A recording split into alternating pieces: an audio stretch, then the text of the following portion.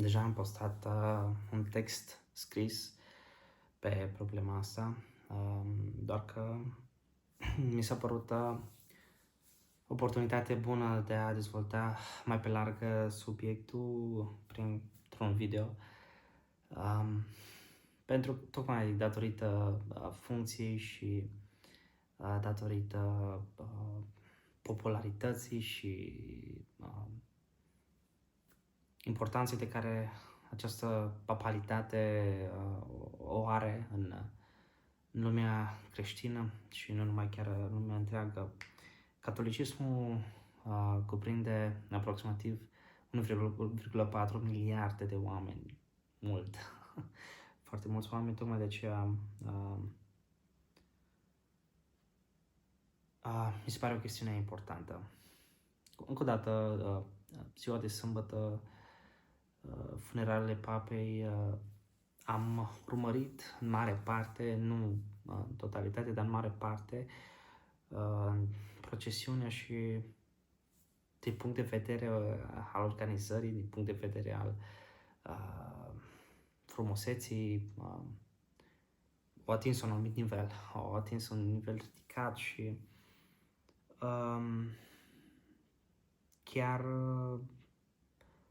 puncte teologice bune, mesaje bune creștine, însă, sigur, însoțite de liturghia caracteristică catolicismului și au fost invitați de asemenea și niște preoți greci care au ținut și ei o slujbă ortodoxă.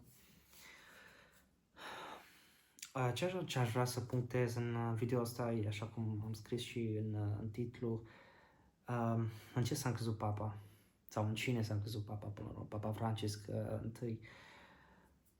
Urmărisem săptămâna asta, după ce luni Francisc deja plecase dintre noi, un video pe care Spencer Smith, un pastor american, poate îl urmăriți, poate nu vi-l recomand, e un vlogger și el, printre altele, a analizat testamentul, o fracțiune, mai bine spus, a testamentului pe care Francisc l-a lăsat, și anume o frază pe care e bătătoare la ochi, care e alarmantă, care te face să te întrebi cu adevărat în cine s-a crezut Papa și până la urmă întrebarea dacă Papa a ajuns sau nu în cer, în rai, lângă Dumnezeu.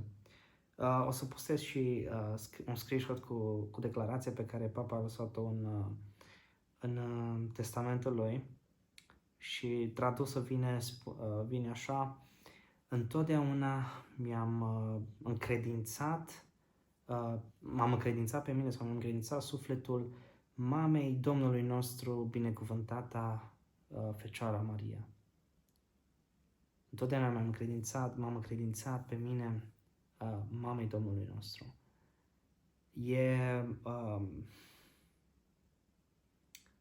alarmant, e trist, pentru că tocmai datorită încrederii pe care Papa Francisc a avut-o față de deci în cine a avut încrederea, de fapt. Fapte, capitolul 4, cu versetul 12,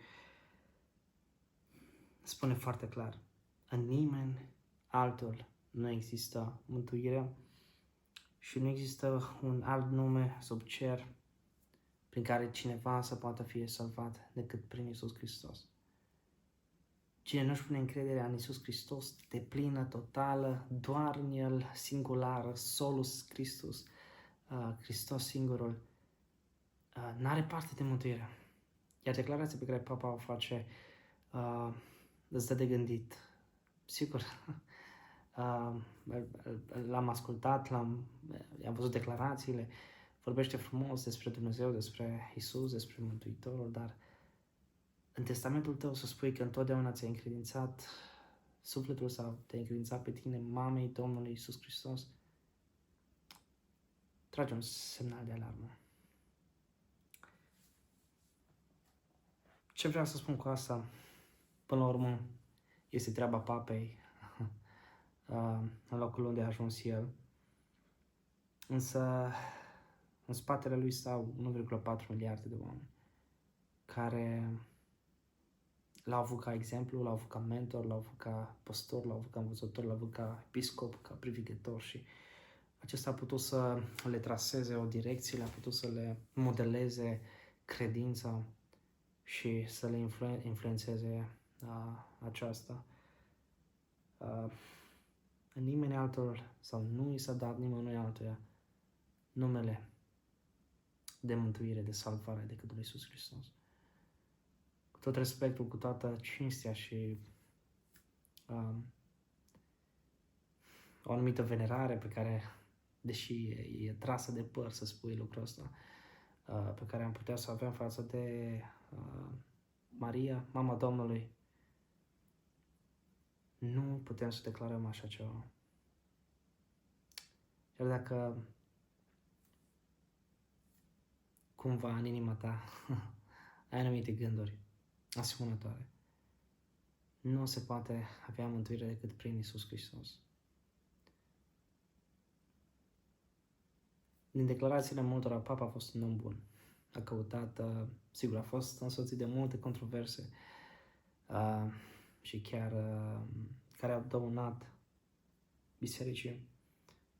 Însă putem spune că a fost o persoană bună, a căutat binele săracilor. Da?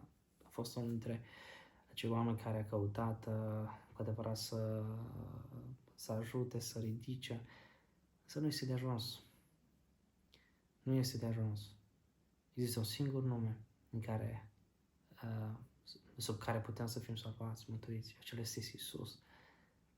Iar în testamentul tău să scrii că întotdeauna ți-ai încredințat sufletul unei alte persoane decât celui care poate să salveze. Puteți să trageți pe concluzia. Te invit să spui toată încrederea în Cel care poate cu adevărat să îți oferă mântuirea. Fiul lui Dumnezeu. Omul Iisus Hristos, care a murit, care a înviat pentru ca să ai viață veșnică.